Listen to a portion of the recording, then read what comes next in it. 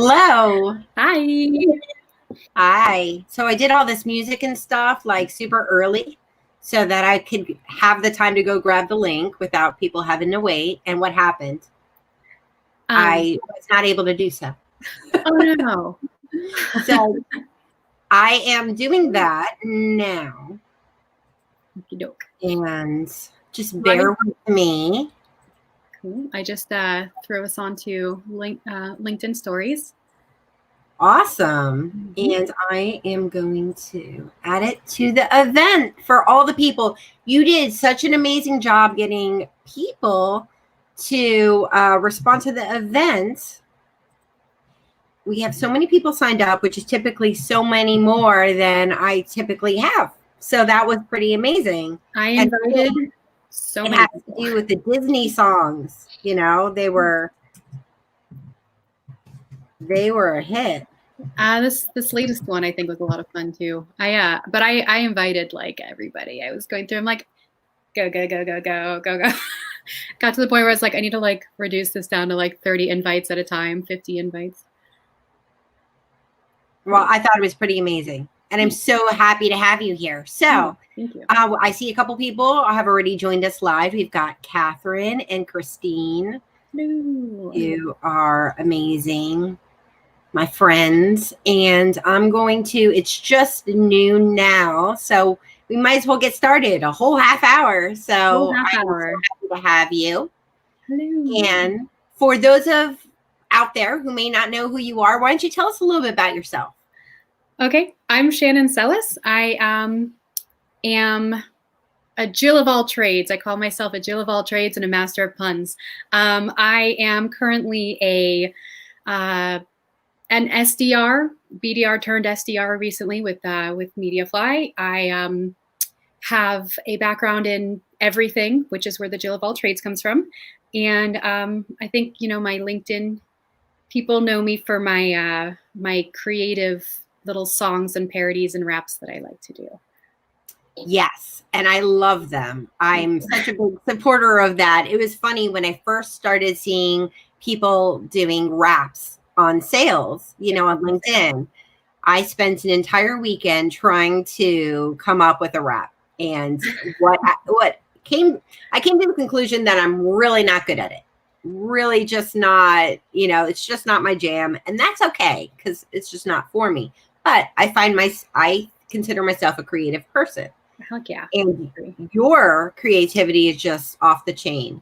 For anyone joining us, if you could tell us how you remain creative, like how do you bring creativity to work? We'd love to see some of that while Shannon shares with us some of her background. I noticed that on your LinkedIn profile, you spent some time in South Korea. I'm really curious about that. Sure did. I actually was in, oh my gosh, it's snowing outside. Sorry, I just looked out and it's snowing again. This is exciting. I spent a year in Thailand and then about 4 or 5 years in South Korea after that. I was over there initially teaching English as a second language. And in my time in Korea, while I was there, I started messing around with cooking and ended up joining a foreigners market, an expat market, kind of like a little farmers market, where expats would bring a taste of home, something that, that they missed, that they wanted to share with the community. And I learned how to make pasta from scratch, learned how to make pickles, and I learned how to make dips, which are 3 very different things, but things everybody loves. And between the dips and the lasagnas that I primarily focused on lasagnas, it ended up like turning into a huge market. A lot of people around the country, around South Korea, would actually start coming into Ulsan, and then another big city, Busan, picked it up and started their own market. Seoul started a market, and when I moved up to Seoul, I started having people asking me outside of the market for more than just lasagna. And a couple of people would be like, "Hey, I don't have time to cook. Can you cook for me?" And I essentially transitioned into a personal chef, and I created Shannon from scratch, which was a meal prep business that was for everyone, but mostly for expats, especially since out there a lot of people don't know this, but depending on like where you live or how you live in Korea, the kitchens are really small. A lot of times you'll have literally only 1 or 2 burners to cook on. And if you have an oven, you're really lucky. Most people just kind of live out of a microwave and a really tiny fridge. Think of it like living in like New York City or a big city where, you know, you're in a tiny space and you don't really have the chance to cook. So people would come to me and say, hey, can you make me a meal? And I would send them a profile to fill out, and I would do personalized Western style meals for expats living abroad. It was great. That's amazing. Hearing that story, you know, makes me think about how, you know, everything is personalization and customization, and everything you just described is sort of that essence of making something uniquely for someone. Yes. Right. And I'm sure when you combine that with the creativity is really where the magic happens. It's definitely there. Yeah. So tell me about that process. I mean, how do you, like, when I see these Disney songs, I'm like, man, that's amazing. How do you come up with this stuff? Like, what inspires your creativity? Well, first off, I am like always singing all the time. There's a response to everything in some form of a song, to, you know, half the people's dismay, but also people like love it. There's always a song for response. So, and sometimes my brothers and I would make up lyrics to songs we didn't know like well enough. And so I think it was just kind of having that, you know, growing up, making up lyrics to things that just really kind of brought that forward. Disney is a beloved favorites of a lot of people. Personally, I taught myself to sing by listening to Disney songs. And I actually like taught myself how to do voiceovers even and different characters by listening to how characters on Disney and other, you know, Nickelodeon, all these other things, people would do the voice acting. And that's kind of how I picked it up. As for creativity style, like where it comes from, sometimes something will be, you know, happening in my world with work or not. And a certain phrase will come up and it'll just inspire an entire song, you know. I think with the most recent one with the Beauty and the Beast one that I posted yesterday, that one was pretty fun to write. I actually wrote it in like 20 minutes, I think, less than half an hour. But, you know, it's just, I think I was in the shower, maybe. You know, a lot of the good ideas come in the shower. I need to get myself hi Ross. I need to get myself like a little note taker that's like waterproof or something, like one of those diving ones. Because some of my best stuff comes when I'm in the shower, and then I have to just like keep repeating it to myself and then write it down. But I use Siri. Oh, I don't. I'll say, "Hey Siri," and then I'll say blah blah blah, like take note, and then because I get ideas in the shower too. It's funny. I've actually like given my voice to smart homes and stuff like that, but I refuse to use smart home like applications in my house. Like if somebody is like, "Hey Alexa," I'm like, "Don't you say that around me." How dare you in my home? Yeah. So yeah, I mean, that's amazing. And it's funny, you know, people are inspired in different ways. I always think that, you know, you're really engaged when you're in a position when you're coming up with new ideas or new creative ways to do the same things, whether it's in your outreach or in your day-to-day tasks. Yeah. So how do you leverage your creativity in your outreach? How do you do that? I research what I'm doing, you know, who I'm reaching out to. I know, you know, learning my ICPs and getting an idea of knowing what their pain points are. You know, one of my things that I like to do is I like to put memes and GIFs into emails. I like to break up the monotony of the onslaught and tsunami of emails that people get. You know, I was talking to a leader yesterday who was saying, you know, he had 300 emails in the first 2 hours of work yesterday. And mine happened to stand out. And the reason is because I did research on him and I personalized my outreach to him. But I had, you know, I try to catch people's attentions in email, at least through creative subject lines. A lot of people are, you know, I understand that for metrics and tracking, a lot of companies and marketing leaders want to have consistency in the subject lines. But if you're reaching out to somebody directly and you have something that will capture their attention, like use it.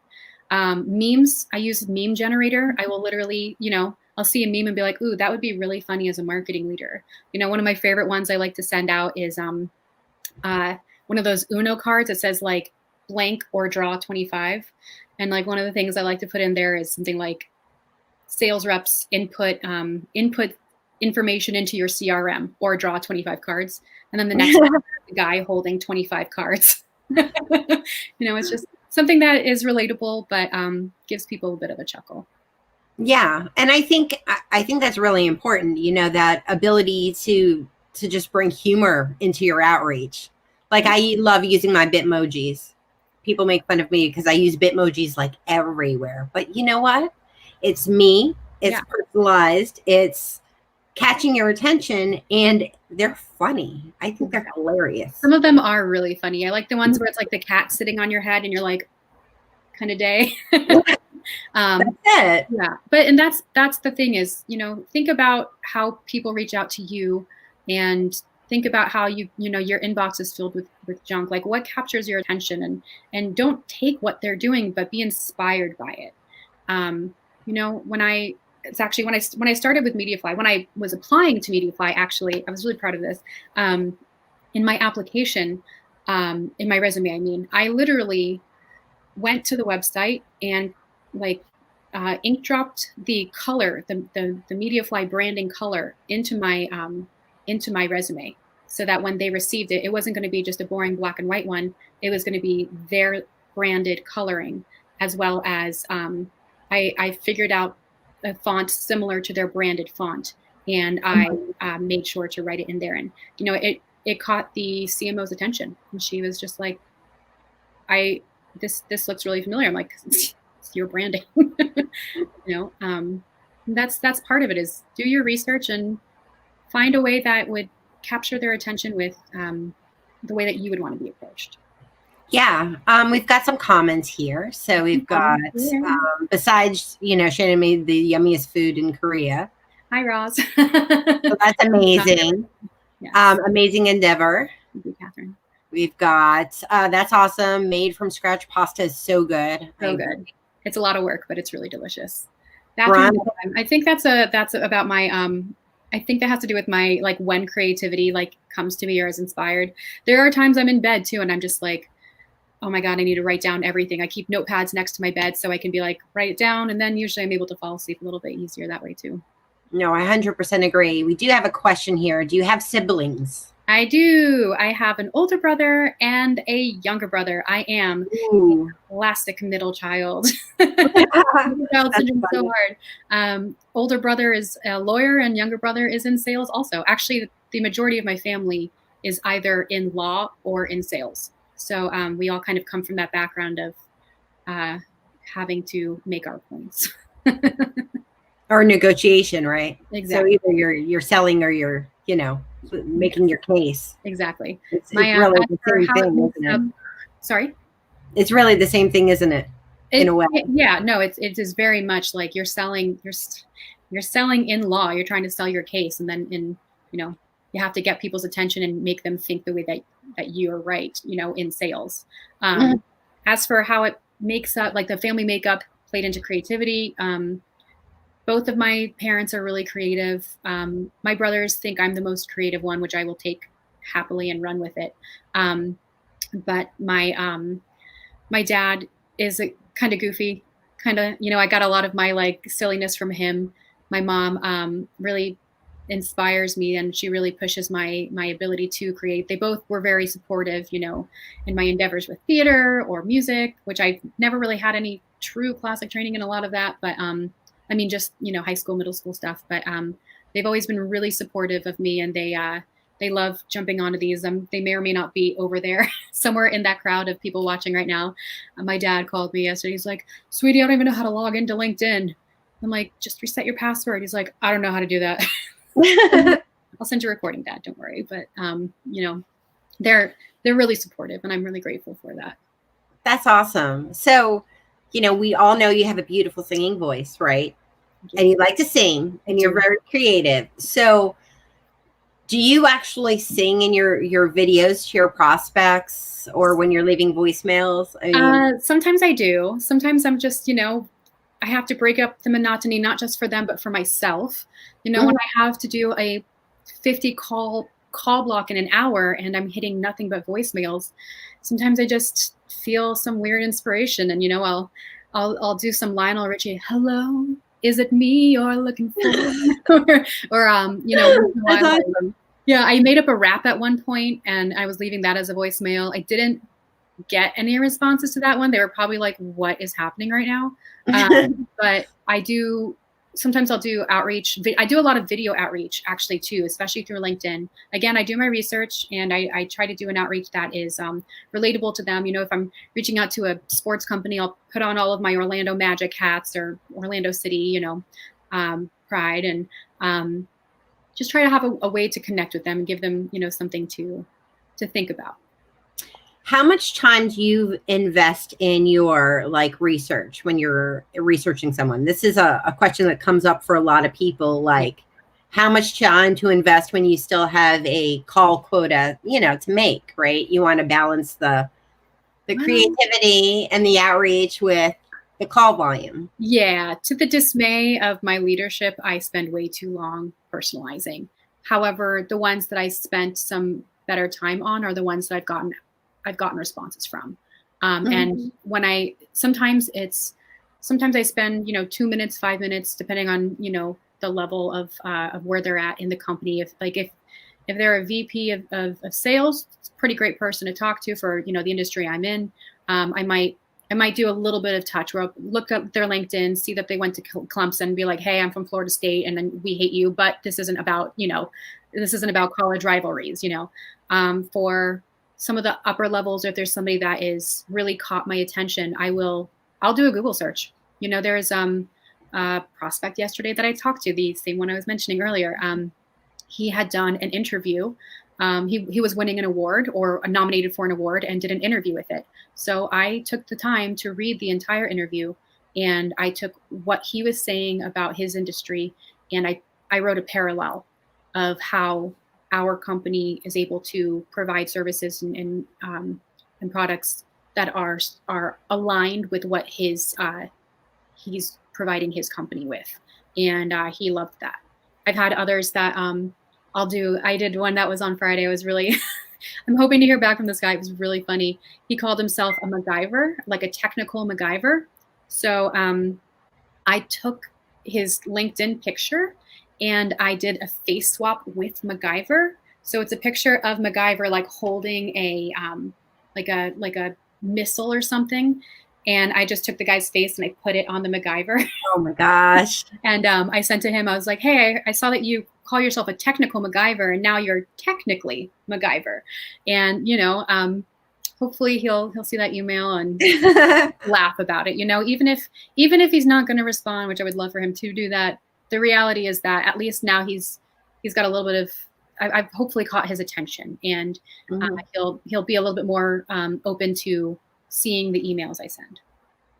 So for anyone joining us, if you have any questions for Shannon, please post them in the comments and she will answer questions on creativity in your outreach. But for this moment, I'd love to know, what was the most interesting response that you got to one of your videos or your voicemails when you've used one of these creative approaches? Well, we were having some technical difficulties with our emails getting either blocked going out and coming back in like a month ago or so. And I had somebody in like a meme sequence. I was sending him some fun memes that I had created that were relevant to his role and to his company. And I saw that he was opening it. I was like, he's got like 10 opens on this one, 5 opens here. He was based in the UK. So we kept, I tried calling and I never got a hold of him. I ended up getting a LinkedIn message from him, and he was like, hey, I have been trying to, I don't know if you're still working for the company, but I keep getting a bounce back from your email. I've been trying to respond to you. I love your email outreach. You are so creative. Every email you've sent me, I've sent to my sales team and said, be like her. Wow. So that was a really neat one, being having somebody that he could have easily just given up. He could have just said, hey, like, her email's bouncing, whatever, I don't care.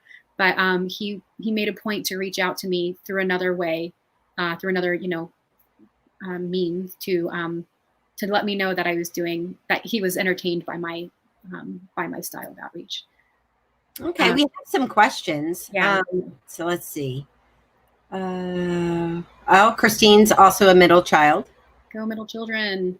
I see you.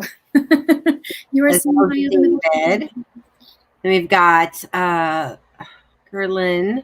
Persuasion is necessary in both sales and law. That's true. We've got Veronica. How do you balance your silly, playful side and your professional side? This is the fun part. This is something that I've actually really been working on as well. When it comes to the silliness part, the reality is there's a great way to balance it, but also blend it. We're all peoples. James Buckley, one of the things his saying is, you're a salesperson, you're a person, you're my person. Salespeople are people, prospects are people. I think it's really important to have that line with communication of being able to say, like, hey, we're both just people here doing our jobs. And so it's easier to have kind of a break into the conversation. But then when it comes down to business, it's time to just do business. Once I've softened the intro, they'll be like, all right, so who are you now? And that's when I can go into my spiel and I explain, where this is at. There needs to be a little bit of a breakup with it. Today I actually had a really great call with a prospect, cold call, which was really exciting. And her company does not sell avocado trees, but I had an avocado tree in front of me. And instead of trying to, come up with the bazillion products that they sell and services they provide, I just said, all right, so let's say your team, decides that they want to sell avocado trees. And she's like, an avocado tree? I was like, well, there's one sitting in front of me and it's working. And she goes, avocado tree it is. So some good, we had some good laughs and we talked business. And then at the end, I was like, I'm not sure if I'm barking up the wrong avocado tree. And, just bringing it back around like that. She had a good laugh about that. So how I balance it is start silly, go into the professional, and then end on a happy note. Just make sure you're smiling when you're talking to prospects because they can kind of hear when you're not. Yeah. Part of it. 100%. John Barrows says all the time that sales is the transfer of enthusiasm. Mm-hmm. And I 100% believe that people can tell when you're smiling and when you're energized and when you're like excited and when you're not. Yeah. If you're not going to be excited about the product you're bringing to them, why should they be excited about it? So Amen. So let's see what else. Michelle says, I love that you just go for it. Thank you, Michelle. I appreciate your Brenda has a question. Are you doing one-to-one emails only, or are you adding them to an email list like your mass emails? I don't do mass emails, bulk emails, because the bounce rate is really bad usually, and it's not personalized. I do have people in a sequence. We've recently, implemented a platform that allows us to, go through sequences a little bit faster, make sure we're on our tasks. I decide what sequence they're going to be in based on their research I've done on them. I pull up their LinkedIn real quick. If they've got nothing on there, I don't have much to work with. I'm not going to, I'm going to keep them in a pretty basic sequence, maybe one that has the right amount of touches, but maybe a little bit less personalized. For those that give me a little more information I can find, what I usually do is I'll start with the first email being pretty personalized, and then kind of not lower the amount of personalization later, but as the automation goes through, I try to keep things relevant to their role and their title and their industry. But it takes a little bit of work, but I do. There are ones that I'll do one-on-one outreaches to. If I feel that this person is the right person and I have good information to reach out to them with, I will do a one-on-one. But for the larger amount, they go into sequences. Okay. And in some systems, it's called sequences, and some systems is called cadences. Cadences. So depending whether it's sales law, or a sequence. Yeah. So, and I've used a similar approach where, I'm personalizing maybe the first 2 emails, and then after that, sort of letting the sequence run. as long as it's for that ICP For sure. and that particular persona. Yeah. But then depending on, what level of personalization you want to do is, if it's someone who's worth more of an investment of time, Exactly. you want to spend more time and you want to personalize more along the journey. If you're going to take a risk and reach out to someone that's a CMO of a huge company, do your research. Send a personalized email. Make sure that you're doing something that's going to capture their attention. In the subject line, use the quote that you're quoting from. And don't just use one quote. I mean, if you can do a couple in there, if you read a couple of articles that reach out to you and something in it is just like, this is really connecting, use that, leverage it. And if they're not reading it, send them a message on LinkedIn. Say, hey, I sent you an email. I read your article, or I read or saw this interview, and I responded to it. I don't know if you received it. If not, I'd be happy to send it out this way. Sometimes they respond to it and sometimes they don't. Yeah, no, 100%. So, okay. So what do you see as barriers to get buy-in from leadership for the concept of creativity and time to be creative? I'm not going to say it's a constant battle. I'm not like the majority of people, that are in sales and on my team. My team is very used to metrics. They're very used to taking analytics and data, and they all have a lot of experience in sales and marketing, and I treasure that. And I think that I'm kind of the middle child. I'm a little bit of the wild child who they're allowing me to kind of go a little bit off track because they're seeing that it's successful. But the way that I'm creative isn't the same way that my coworker is creative. And so things that I create that work for me because it sounds like it's coming from me don't work for her. And I think it's important for, to be able to find that balance with it. They would be like, Shannon, what are you talking about? They love my creativity. They do. And they recognize that I am a unique individual.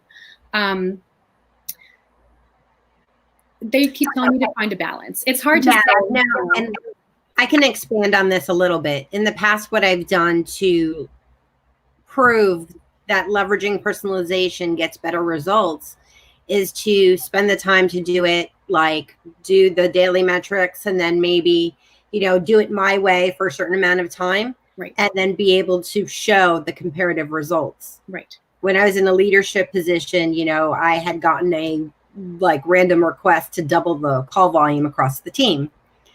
I cleared my week. I had the team, double their call volume, and I did personalization my way, how we typically do it. And I showed the two results, and I said, you can have these results, which is with personalization, or you can have these results.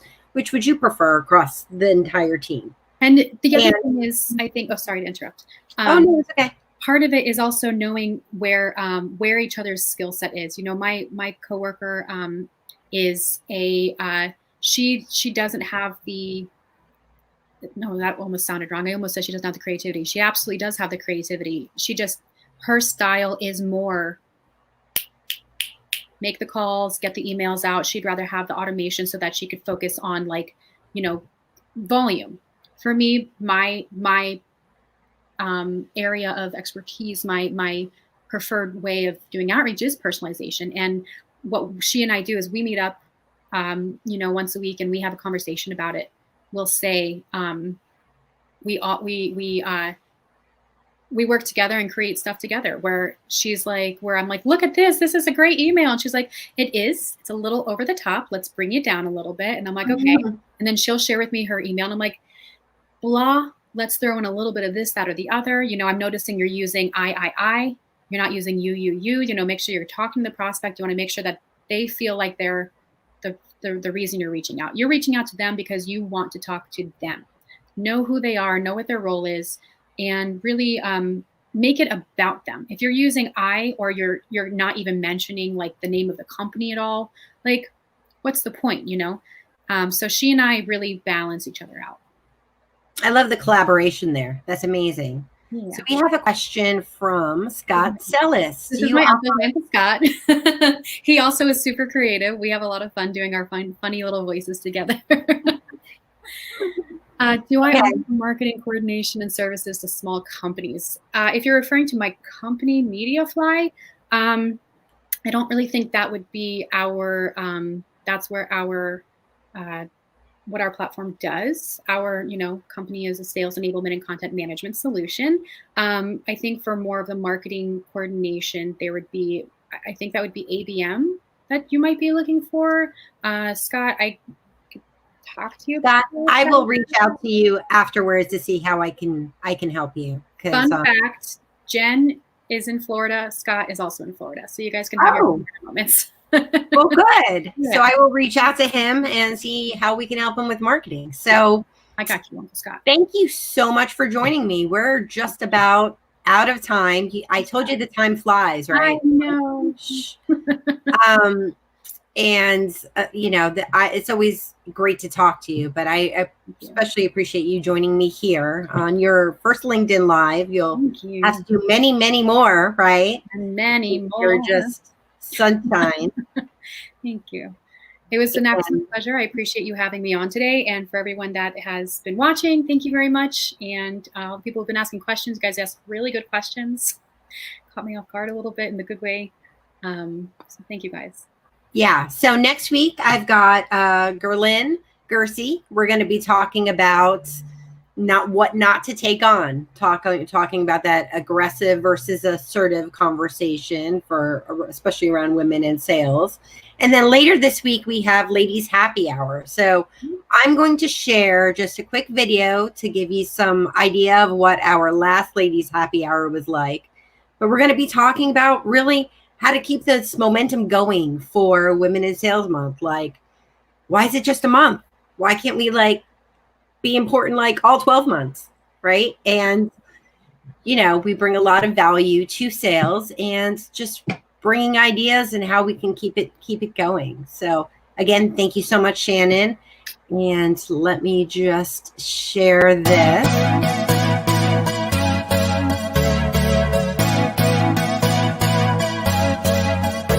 First beginning now. And people say, if I would have known back then what I know now, no, I had to hit rock bottom for so many reasons. I always say, if rock bottom had a basement, I found it. If I had to go through all of that shit to be able to come out on the other side and to look back and say, now I see why it all happened that way. Now I can connect the dots. This is why it happened this way. This was the ripple effect. And I'm stronger for it. And I'm a better mother. And I'm a better career professional. And I'm a better friend, better daughter, better coach, better whatever. Then that's my lesson. So all I can say is just to finish off, and then I promise I'll stop. School gives you the lesson before the test. Life gives you the test before the lesson. And I have no regrets for that. Yeah, that is so true. That is so true. What a way, what a way to wrap it up, Michelle. I was proud of for you, and you did not disappoint. She brought it home. Bringing it home. Can we do this all the time? Therapy. I want to do this every week. Therapy. Now I have we should call it sales therapy. I talk to women usually.